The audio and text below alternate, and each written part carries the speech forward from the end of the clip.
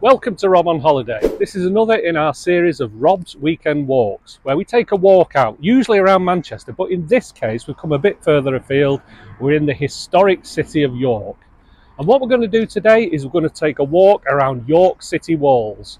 There are gaps in the walls, but it's pretty much a complete circuit of the city. You see some great sights, and that's why I put it on the list, because I think it's a really good place where you can have a fantastic walk and a fantastic day out. So let's go.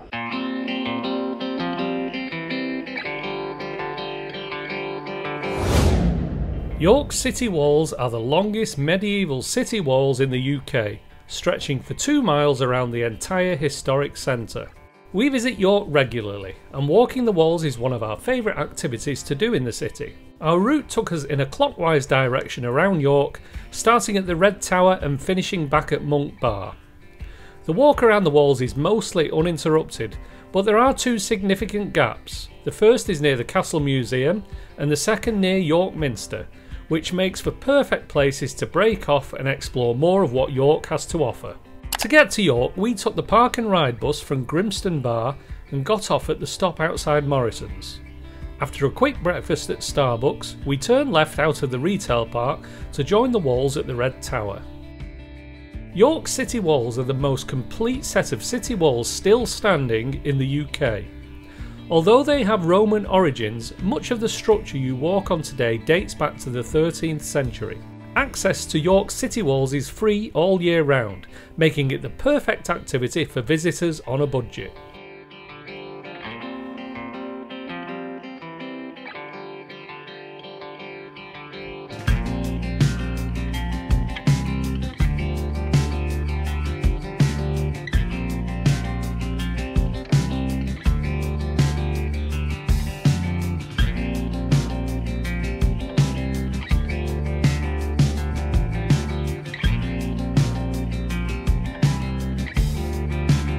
We've just got off the wall here at Fishergate Bar, and this is a good time to talk about the layout of the York city walls in general.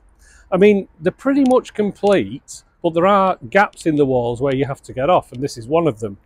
It's made up of a series of bars, for example, Warmgate Bar, Fishergate Bar, Victoria Bar, Micklegate Bar, some are bigger than others, Bootham Bar, which is near York Minster, and Monk Bar. And these are like small towers or turrets in the wall, places of interest that look really good. And as you walk around the wall, you'll see all these sites. And of course, you get a good view of York Minster from a lot of the places on the wall. So we're concentrating on the walls today, but we will mention various points of interest as we pass them. And talking of points of interest, we took a slight detour at Fishergate Bar to see something I'd never seen before in all my visits to York. And it's an interesting point of interest just when you come off Fishergate Bar. I think I always remember from York is visiting Dick Turpin's cell in the Castle Museum many years ago. What I never realised is he's actually buried here in York, and this is his grave. Now, if any kids are watching Dick Turpin, just think of him as an old-style highway rat. But he was an infamous highwayman, convicted horse smuggler and murderer. So he wasn't a great guy, but he is famous, or infamous.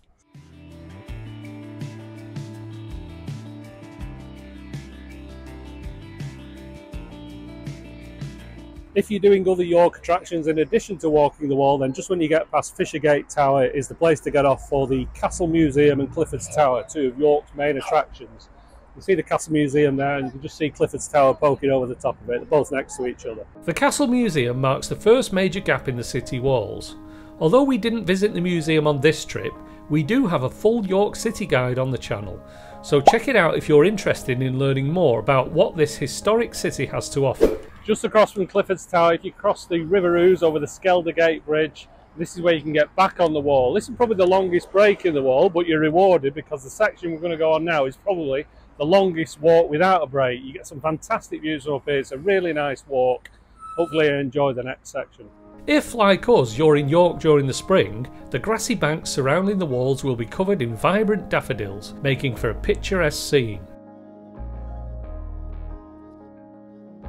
As we headed towards the city centre, we passed by Micklegate Bar, which is one of the few towers you don't actually have to get off the wall. We've just passed Micklegate Bar, and this is one of the good towers because you can just walk straight across if you don't want to get down to street level. Now this is my favourite section of the wall here, Lovely sweeping section, and you get views of York Minster as you approach it. Definitely the best bit. Do not miss this one. Funnily enough, we usually walk anti-clockwise around the wall, but this time we're actually doing a clockwise run, and I think this is the best views.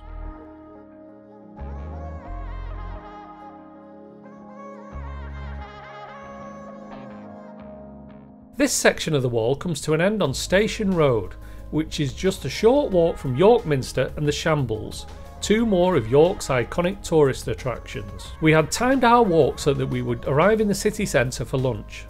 So we made our way past York Minster and down Petergate to our favourite lunch spot, the Cornish Bakery. These are some of the best Cornish pasties we have ever had, which is why we come here most times we visit York.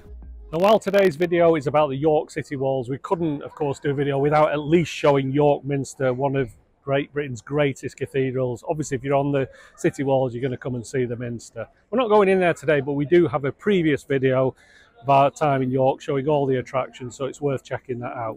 But now we're going to go to Booth and Bar, get back on the wall for the last bit of the loop that we haven't done yet, and finish the circle. We climbed the steps back onto the wall at Booth and Bar and continued in a clockwise direction to complete our circuit of the city walls. This stretch of the walls is another of our favourites. You pass by some beautiful gardens and you still get fabulous views of the Minster towering over the rest of the buildings in the centre. Since it was now after lunch, the walls were very busy. This isn't generally a problem, but there are some areas where it's only wide enough for one person to be walking, so I expect to have to queue a bit on the walls if you visit later in the day. Including our stop for lunch, our walk around the walls took us just over 2 hours, making it the perfect length for a weekend walk.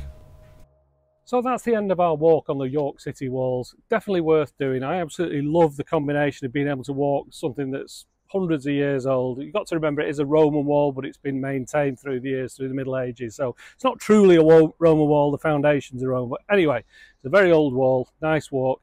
You've got some great views of York Minster as you come around 1/3 of it. And you can see that the Minster pretty much as you go all the way around actually. There's a couple of breaks in the walls where you have to cross the River Ouse. And looking at, there's 3 main sections of wall, one which is a lot longer than the other 2. But a lot of history up here, a great day out walking, probably take you about 2 hours to do the wall parts if you're doing it at a leisurely pace. Obviously it's going to take you longer if you drop off the wall and go and see the Minster and some of York's other tourist attractions. But anyway, thanks for watching Rob on Holiday. We hope you enjoyed our tour of York City Walls.